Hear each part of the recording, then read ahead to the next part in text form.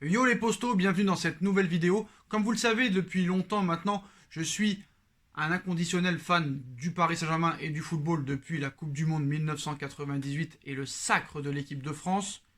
Lors de la saison précédente, mon parrain, qui est décédé depuis plus de 15 ans maintenant, m'avait emmené la première fois au Parc des Princes lors de la saison 98-99, la première journée contre le LOSC. Je me rappelle comme si c'était hier. Après, je me suis abonné lors de la saison 2001-2002 et 2002-2003 où j'ai vu Ronaldinho, j'ai encore son maillot chez mon papa, hein, vraiment où il a fait des choses exceptionnelles. Ça aurait pu mieux se passer. On a eu 2 saisons très compliquées. D'ailleurs, Mauricio Pochettino était là en défense centrale, c'était lui le capitaine. Il y avait vraiment une grosse influence argentine et brésilienne avec José Alosio, Alex, Ronaldinho et Argentine aussi, hein, Cardetti, Cristobal, Gabi Heinze, Pochettino. Et voilà, ça a été 2 saisons compliquées. Il y a eu des saisons compliquées. Mais maintenant, voilà, vous le savez, au niveau national, ça va mieux. Même si cette saison, c'est très compliqué. Mais voilà, Doha, le Qatar, a remis le Paris Saint-Germain à sa vraie place. Sous l'ère Canal+, sous l'ère Canalonie Capital, ça a été très compliqué. Mais moi, en étant fan inconditionnel de football et du Paris Saint-Germain depuis plus de 20 ans maintenant, j'étais aussi un fan de lecture footballistique.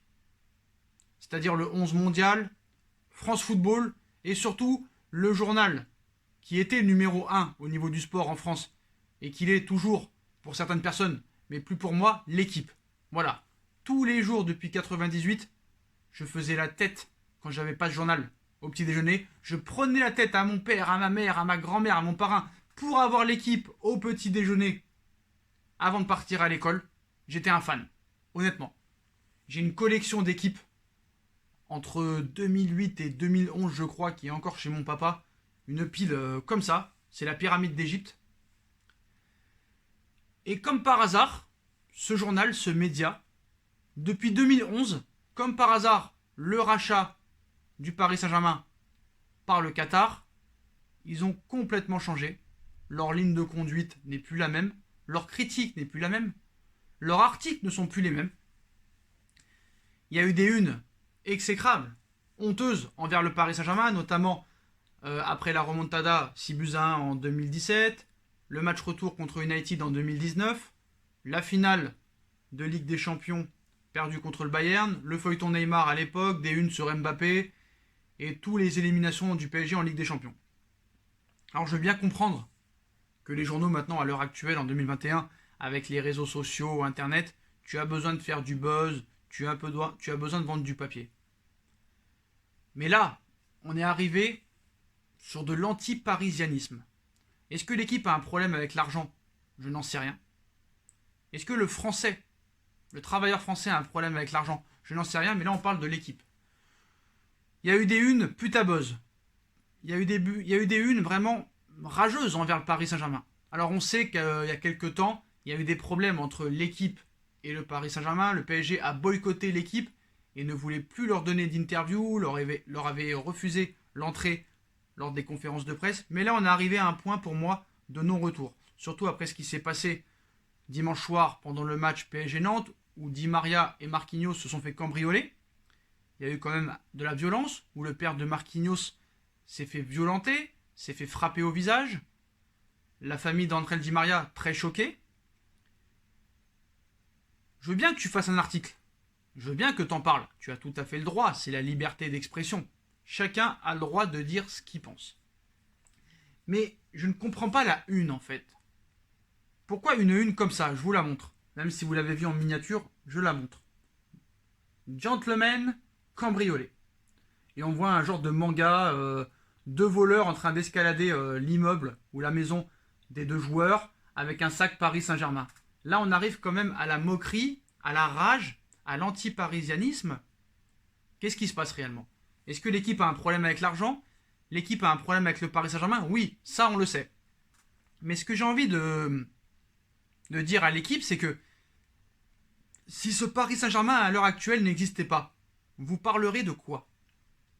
De Lille en Ligue des Champions ou en Europa League? Ils n'y sont pas. De Lyon en Ligue des Champions ou en Europa League? Ils n'y sont pas. De Marseille en Ligue des Champions en Europa League? Ils n'y sont pas. Le Paris Saint-Germain maintient à flot le football français. Si le PSG actuel n'existait pas, le football français n'existerait plus. Tu te rends compte qu'à l'indice UEFA, l'Israël, l'Irlande et l'Écosse sont devant nous. Comment l'expliques-tu? Donc l'équipe a un problème. Hein. Quand je vois par exemple un truc honteux, par exemple, hein, quand Tourelle a été démis de ses fonctions et que Pochettino est intronisé, il arrive contre Saint-Etienne, Paris fait un match nul un partout. Quand tu vois l'équipe du soir le soir même, est-ce que ça valait le coup de changer d'entraîneur? Maintenant, il vient d'arriver depuis 3 jours. Que racontes-tu? Que racontes-tu? Donc c'est une machine vraiment détestable. Moi, je me demande qui sont les décisionnaires pour approuver ces unes. Franchement, je ne comprends pas. Je ne comprends pas. D'autant que aussi les Marseillais ont subi beaucoup plus de cambriolage et n'ont jamais eu une telle une les concernant. Moi, je me rappelle Enze, Lucho Gonzalez, Djibril Cissé, Mamadou Niang, Lorik Sana se sont fait voler, je crois, et beaucoup plus. J'en oublie toujours. Voilà, je croyais que c'était une blague à un moment donné. Voilà, j'y crois pas, c'est vraiment réel. Hein. L'équipe arrivera toujours à me surprendre. Franchement, par exemple, que ce soit l'équipe ou l'équipe du soir, à l'époque, j'appréciais beaucoup cette émission, j'appréciais beaucoup ces débats, j'appréciais lire leurs articles, que ce soit Dave Apadou, que ce soit Tarago à une époque hein, très lointaine, Damien Degore, Vincent Duluc, Bernard Lyons, mais là on est arrivé à un stade de non-retour parce que là, l'argument c'est quoi? L'argument c'est quoi? C'est quoi la limite de ce journal? Donc, alors, le dessin est magnifique, hein, faut dire la vérité. Hein. On dirait un manga et une bande dessinée. Mais malheureusement, l'article aussi ressemble à une bande dessinée. Voilà. Ils ont pris carrément les malfaiteurs en une. Ils ont mis les malfaiteurs en une. Pour moi, c'est du journalisme poubelle. Voilà. Honnêtement, c'est incroyable. Incroyable. Moi, je croyais que c'était vraiment une blague. J'insiste sur ça, mais non, c'est vraiment réel. Sortie de route, hein, vraiment, pour l'équipe. Voilà, qui parle de sport et laisse les paparazzi à Closer, à Voici, à Gala. Mais c'est pas le cas, c'est pas le cas. Donc, je pense qu'il y a toujours un conflit entre le PSG et l'équipe parce que sinon, ils s'y donneraient pas à cœur joie. Il n'y aurait pas un tel harcèlement parce que, à l'heure où on parle, là, c'est vraiment de l'harcèlement. L'harcèlement est puni par la loi, mais malheureusement, c'est la liberté de la presse, comme le disent le journaliste. La liberté de la presse.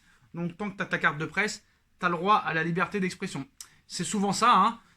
Il n'y en a pas un qui réagit, ça doit être lunaire quand même. Hein. J'aimerais bien assister aux réunions d'avant une. Voilà, par exemple, quand le vendredi soir, ils font la une pour le samedi, j'aimerais vraiment être à cette réunion, comment ils voient les choses.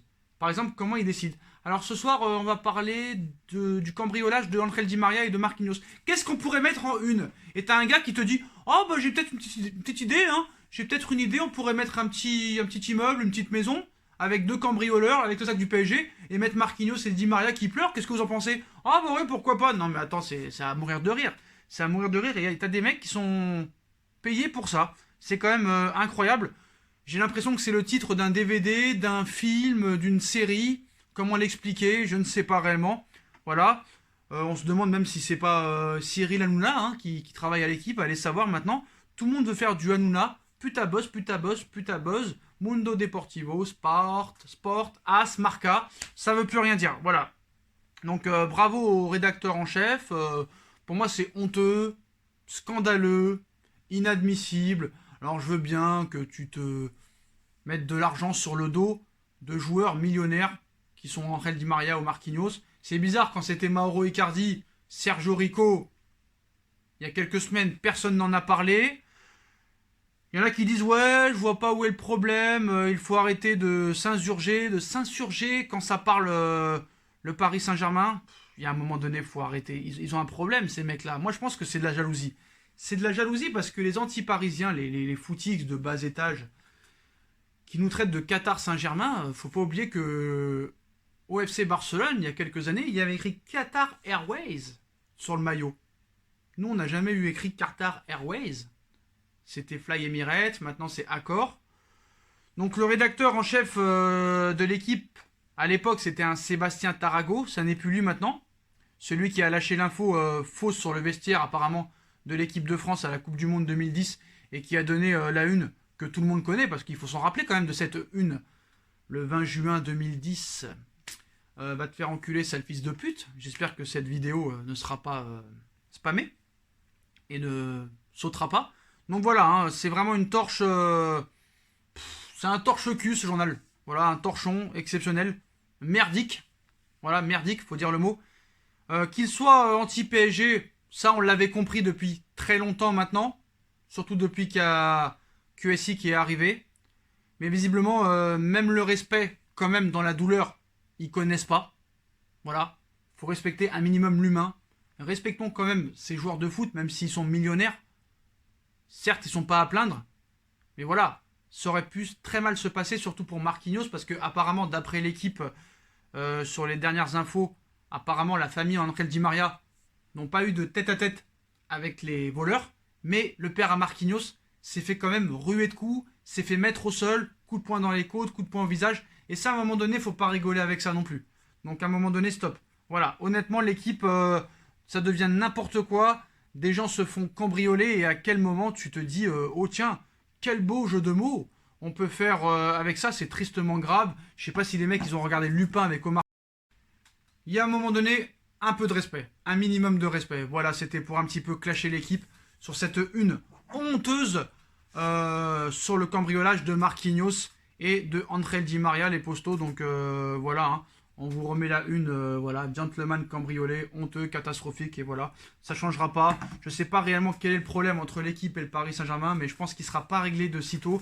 Et malheureusement, il faudra s'habituer à ces unes, mais vraiment, c'est un scandale.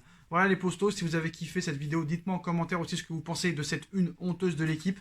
Puis on like, on partage, on commente, on s'abonne, on active la petite cloche pour être tenu au courant des vidéos qui vont sortir. On me rejoint sur mes différents réseaux sociaux, surtout sur mon Instagram SBFootNews, vous aurez toutes les informations et actus sur le football. Ma cagnotte PayPal est disponible, no feeling, tous les liens sont en description, les postos. Voilà, à très vite pour une nouvelle vidéo.